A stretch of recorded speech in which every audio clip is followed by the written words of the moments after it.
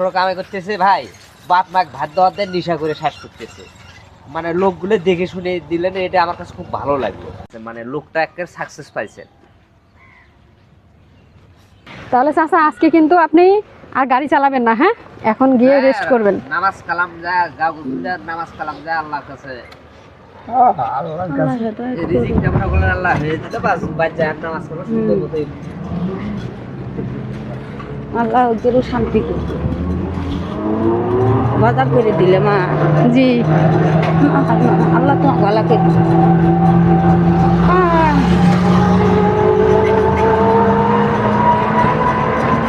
চাচা কিন্তু কান্না করতেছে, মানে উনি বুঝতে পারে নাই যে আমি ওনাকে বাজার করে দিব। যাই হোক, মানুষের এই যে খুশিগুলা মানে সবাই ভাগাভাগি যেন করতে পারে, আমরা এই জন্য চেষ্টা করি।